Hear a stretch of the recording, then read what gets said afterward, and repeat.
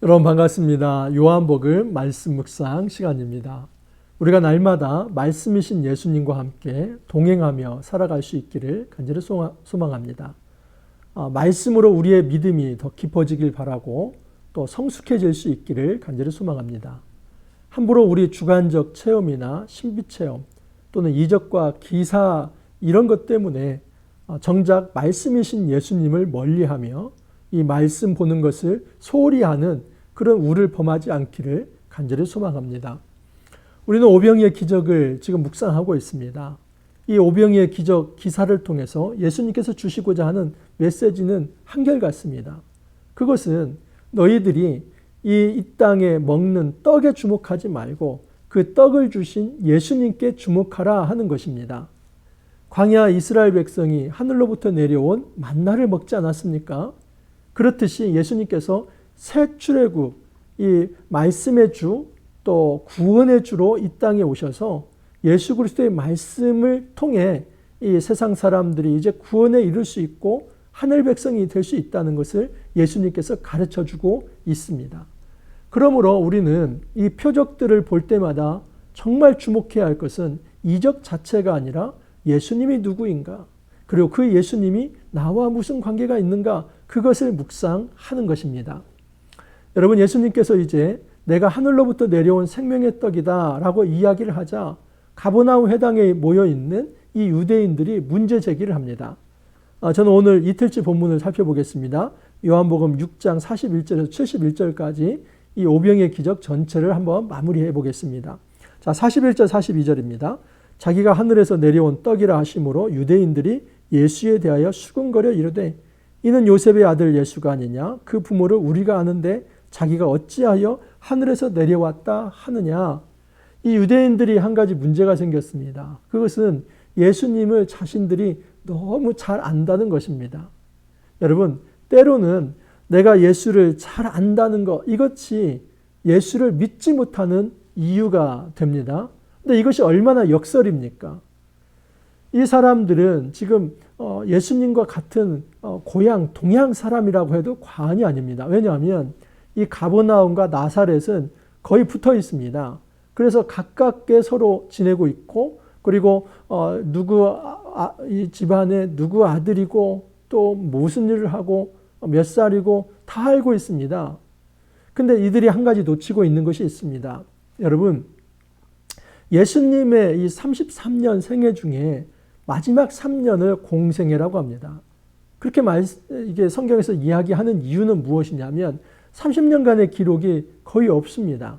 그 이야기는 예수님이 하나님의 신성을 드러내고, 다시 말해서 예수님이 성부 하나님을 계시하는 이 표적과 기사, 그리고 예루살렘을 향한 이 십자가의 길, 그것이 3년의 기간 동안에 다 이루어졌다 하는 것입니다. 그러므로 마지막 3년과 그 이전의 30년의 삶이 여러분 좀 차이가 있을 수 있습니다. 물론 예수님은 한 분입니다. 그리고 이제 처음부터 예수님은 하나님의 아들로 오셨습니다. 하지만 세상에 정말 하나님의 아들로서 증거하기 시작한 것은 마지막 3년입니다. 그러므로 고향 사람들이 당황할 수는 있습니다. 이전에 내가 어떤 기적도 보지 못했는데, 또 어떤 그가 특별하다는 것을 못 느꼈는데, 그런데 지금 이 예수를 메시아로 다 추앙하고 있고, 또 자신은 하늘로부터 온 생명의 떡이라고 하니까 내가 예수의 아버지도 알고 또 그가 어떤 일을 했는지 아는데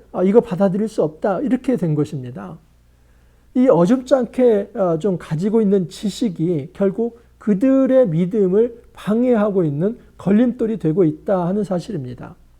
여러분, 우리가 혹시 그런 일들 있지 않습니까? 우리가 가지고 있는 조그마한 지식들이 있습니다. 내가 배운 것들이 있습니다.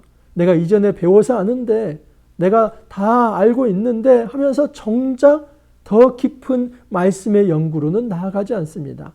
내가 이전에 다 들어왔기 때문에 더 들을 게 없는데, 여러분, 이것은 교만입니다. 저 역시도 지금도 공부를 하고 있습니다. 신대원을 졸업하고 또 에스라 성경대학원 대학교에서 신학 석사를 하고 여전히 박사과정에서 공부를 하고 있습니다. 하지만 제가 고백할 수 있는 거 한 가지가 있습니다. 공부를 하면 할수록 내가 모르는 게 너무나 많구나. 이것이 제가 한 가지 얻은 소득입니다. 내가 뭔가를 잘 알아가고 있다기보다는 내가 모르는 것이 너무 많았구나. 여러분, 이것이 참으로 겸손한 태도입니다. 성경은 거의 바다와 같습니다. 정말 이 성경은 우리 생애 동안에 그 바다와 같은 것에서 작은 조약들 몇 개를 볼 수도 있습니다. 여러분, 이처럼 성경의 이 어떤 넓이와 깊이가 깊고 넓은데 우리가 조금 배웠다는 것 때문에 나는 더 이상 말씀을 배우지 않아도 됩니다. 이렇게 말한다면 이것은 너무나 교만한 생각입니다. 예수님께서 그 교만을 이제 경고하고 계시는 것입니다. 자, 43절을 보시면 예수께서 대답하여 이르시되 너희는 서로 수군거리지 말라. 나를 보내신 아버지께서 이끌지 아니하시면 아무도 내게 올 수 없으니 오는 그를 내가 마지막 날에 다시 살리리라. 선지자의 글에 그들이 다 하나님의 가르치심을 받으리라 기록되었은즉 아버지께 듣고 배운 사람마다 내게로 오느니라. 이는 아버지를 본 자가 있다는 것이 아니라 오직 하나님에게서 온 자만 아버지를 보았느니라. 이게 무슨 얘기냐면 예수님이 아주 완곡하게 너희들은 하나님으로부터 온 자가 아니다 하는 것을 얘기합니다. 예수님께서 이사야 말씀, 이사야 54장 13절 말씀을 인용을 해서 선지자의 글에 그들이 다 하나님의 가르치심을 받으리라. 다시 말해서 어떤 시대가 되면 모든 이들이 다 하나님의 가르침을 받는데 가르침을 받지 못한 자들, 다시 말해서 예수님을 좀 안다고 말을 하면서 그 말씀을 받아들이지 않는 자들, 그들은 하나님께로부터 보냄받지 않은 자, 하나님께 선택받지 않은 자다. 그걸 얘기하는 것입니다. 이사야서 54장 13절에 이런 말씀이 있습니다. 내 모든 자녀는 여호와의 교훈을 받을 것이니 내 자녀에게는 큰 평안이 있을 것이라.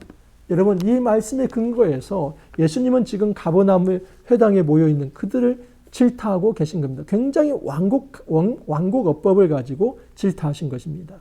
너희들이 나를 좀 고향에서 봐왔다는 것 때문에 지금 이제 마지막 3년 공생의 기간에 본격적으로 성부 하나님이 누구인가를 보이며 내가 하나님의 아들로 이 땅에 와서 구원이 무엇인가를 소개하고 있는데 이것을 받아들이지 못한다고 한다면 구약 이사야서에 예언된 대로 너희들은 하나님의 가르침을 받는 자들이 아니다. 그 얘기를 하는 것입니다. 자, 그러면서 47절에 본격적으로 예수님의 자기 정체성을 드러냅니다. 진실로 진실로 너희에게 이르노니 믿는 자는 영생을 가졌나니 내가 곧 생명의 떡이니라. 너희 조상들은 광야에서 만나를 먹었어도 죽었거니와 이는 하늘에서 내려오는 떡이니 사람으로 하여금 먹고 죽지 아니하게 하는 것이니라. 나는 하늘에서 내려온 살아있는 떡이니 사람이 이 떡을 먹으면 영생하리라. 내가 줄 떡은 곧 세상의 생명을 위한 내 살이니라 하시니라. 예수님께서 자신을 다시 한번 말씀을 하십니다. 나는 하늘에서 내려온 살아있는 떡이다. 여러분, 그런데 여기에서 한 가지 더 예수님께서 나아가서 말씀하시는 건 뭐냐면 세상의 생명을 위한 내 살이니라 라고 얘기합니다. 여러분, 이것은 조금 심각한 얘기입니다. 이 생명의 떡이다 하는 것은 상당히 추상적인 말인데 내 생명의 떡, 나를 먹으라고 할 때 내 살을 먹으라고 하는 것은 굉장히 직설적 언어이기 때문입니다. 이스라엘 사회에서 굉장히 금기된 게 있습니다. 그것은 뭐냐면 죽은 시신을 만지지 않는 것, 또 이제 자연사한 어떤 그 생축이나 가축이 있다면 거기서 이제 그 함부로 그 어떤 시체를 만지거나 또는 핏째 그 고기를 먹는 것, 이것은 굉장히 금기 사항입니다. 자, 제가 한번 좀 보여드리겠습니다. 레위기 17장 10절에 이런 말씀이 있습니다. 이스라엘 집 사람이나 그들 중에 거류민 중에 무슨 피든지 먹는 자가 있으면 내가 그 피를 먹는 그 사람에게는 내 얼굴을 대하여 그를 백성 중에서 끊으리니, 하나님께서 말씀하시는 건 뭐냐면 핏째 먹는 자, 그 사람은 그냥 끊어버릴 것이다. 백성 공동체에서 추방해버릴 것이다. 여러분, 이것은 신약에서도 그 당시 1세기 당시에도 마찬가지였습니다. 그래서 사도행전 15장 29절에 보면 우상의 제물과 피와 목매어 죽인 것과 음행을 멀리할지니라. 이에 스스로 삼가면 잘되리라. 평안함을 원하노라 하였더라. 잘 아시는 대로 여러분, 사도행전 15장은 예루살렘 총회이지 않습니까? 이방인이 할례를 받아야만 예수를 믿을 수 있다. 이 얘기를 할 때 이 바울과 바나바는 그게 아니다. 이방인도 할례 없이 이제 예수를 믿을 수 있다. 하지만 그것을 얘기하면서 이제 많은 그 이제 교회에 편지를 해야 하는데 그 편지에 다만 목매인 것과 피는 먹지 말도록 교훈하자 하는 것이었습니다. 여러분 그 당시만 해도 이 피를 먹는 것은 이 유대교에서 너무나 그것은 금기된 것이기 때문에 이 구약 율법을 어기는 것이고 피째 먹는 것은 있을 수 없는 일이기 때문에 그래서 금기했던 것을 이야기합니다. 그래서 그 문화를 반영해서 함부로 이제 복음을 전하되 유대 문화와 정면 충돌해서 어리석게 복음을 전하지 말라. 그게 이제 예루살렘 총회 이야기입니다. 하지만 할례를 이제 받지 않아도 된다는 아주 놀라운 모든 이방인들도 예수 믿으면 구원받는다는 이 선언이 예루살렘 총회에서 이루어집니다. 여러분 이 배경을 놓고 한번 생각해 보십시오. 그때 이 배경을 놓고 유대인들이 들었을 이 감정 그것이 얼마나 급진적 변화를 요구하는 건지 한번 보십시오. 내 살을 먹어라. 그래서 여러분 이것은 우리가 생각하는 그 이상 이 유대인들은 받아들일 수 없는 이야기를 좀 들은 겁니다. 그래서 52절에 따져 묻습니다. 그러므로 유대인들이 서로 다투어 이르되 이 사람이 어찌 등이 자기 살을 우리에게 주어 먹게 하겠느냐. 있을 수 없는 일이죠. 시긴 그거 있을 수 없는 일이 아니지 않습니까? 그것이 어떤 은유적 상징적 표현이라 할지라도 그것은 금기어입니다. 살을 먹는다. 더 나아가서는 예수님께서는 내 살을 먹을 뿐만 아니라 피도 먹으라고 하지 않습니까? 53절에 보면 예수께서 이르시되 내가 진실로 진실로 너희에게 이르노니 인자의 살을 먹지 아니하고 인자의 피를 마시지 아니하면 너희 속에 생명이 없느니라. 여러분 이 말씀 우리는 그냥 흔히 지나칠 수 있는 말씀이지만 유대인들은 받아들일 수 없습니다. 여러분 유대인 지금도 식습관 아시지 않습니까? 유대인들은 절대 육즙이 있는 고기 먹지 않습니다. 우리는 이 소고기가 먹을 때 살짝 구워서 육즙이 있어야 좀 이제 부드럽다고 하지 않습니까? 그런 거 여러분 기겁을 합니다.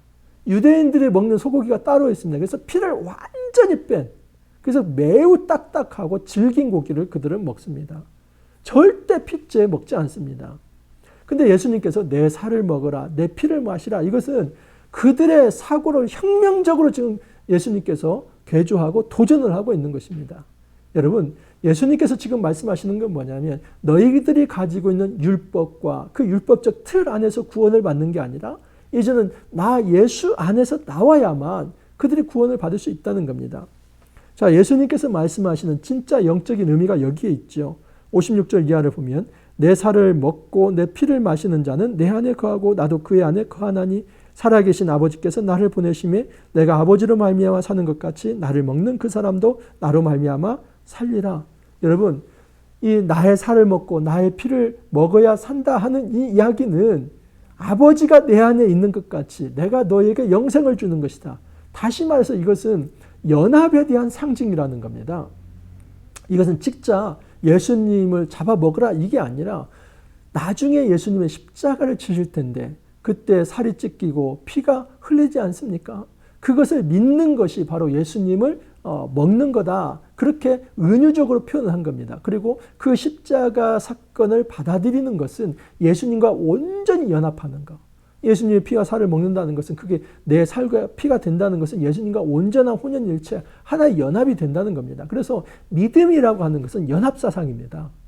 로마서 6장에 보면 이것이 더 잘 나타나 있습니다.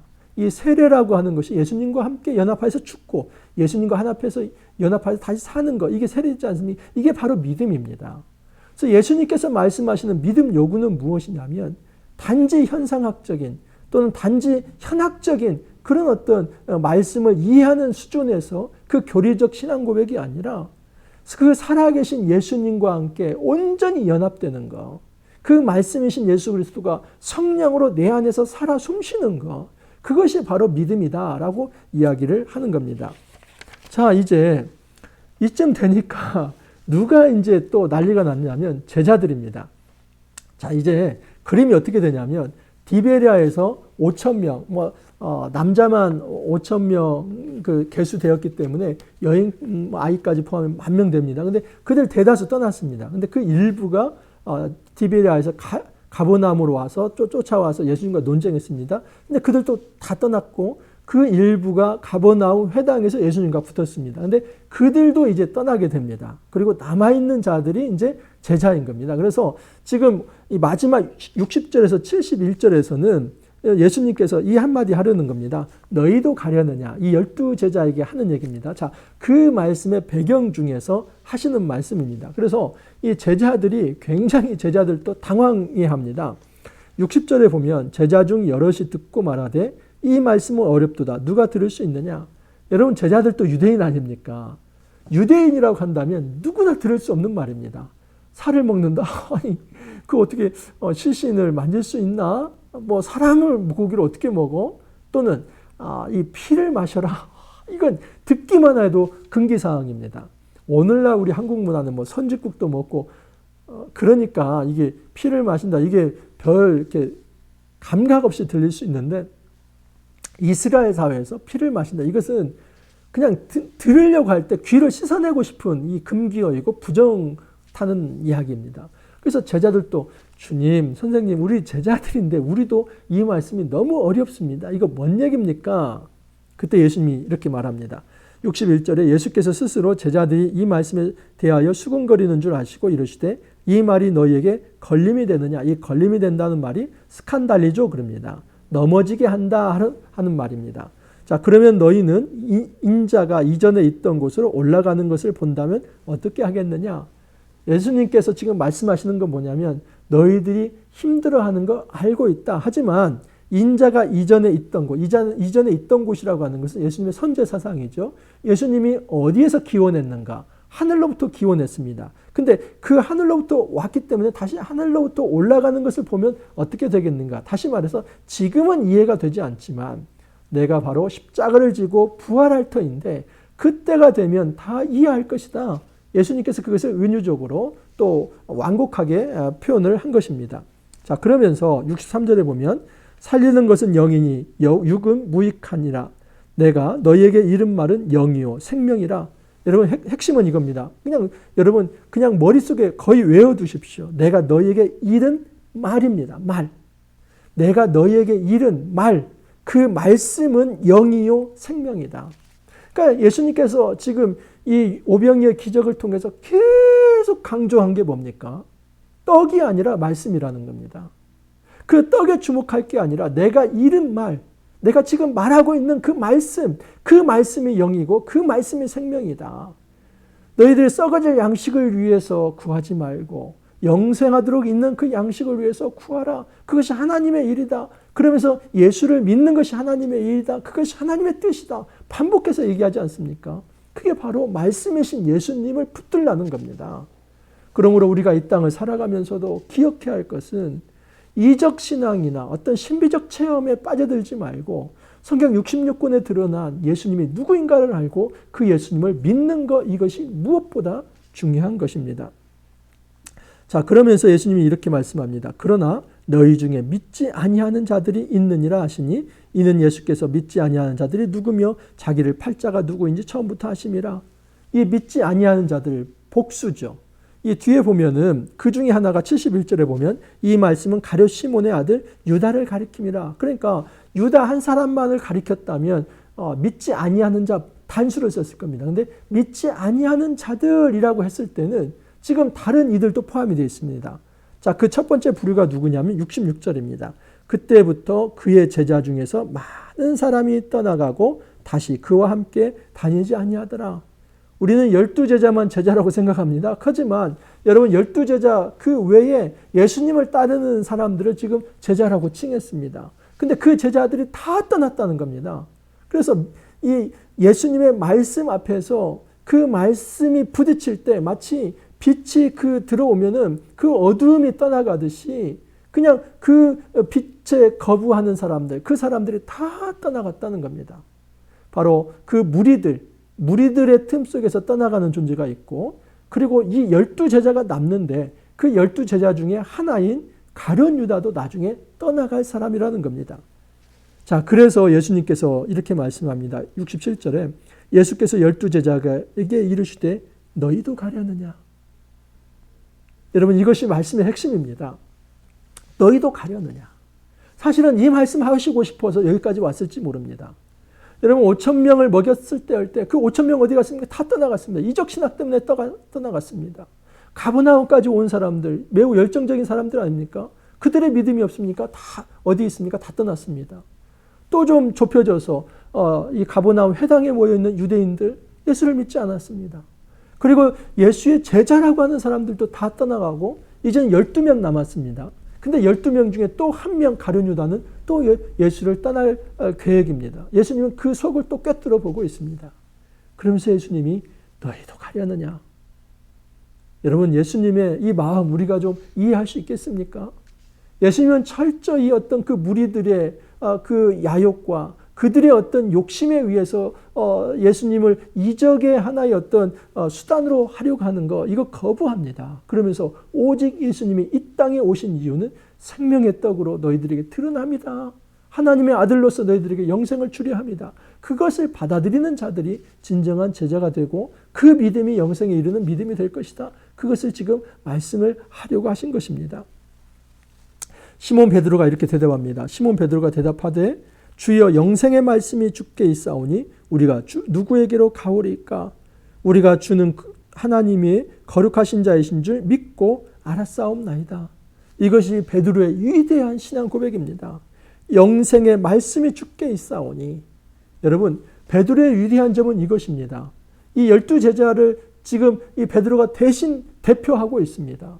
그가 하는 것은 뭐냐면 예수님의 말씀입니다. 말씀이 그 영생이 예수님께 있는데 우리가 어디로 가겠습니까? 여러분 이것은 63절에 분명히 얘기하지 않습니까? 내가 너에게 이른 말은 영이요 생명이다. 이 말씀을 받아서 지금 이 베드로가 하는 얘기는 뭐냐면 영생의 말씀에 주께 있사오니 우리는 떠나지 않겠습니다 하면서 퀴리오스 주라는 표현을 씁니다. 우리가 주는 하나님의 거룩하신 자이신 줄 믿고 알았사옵나이다.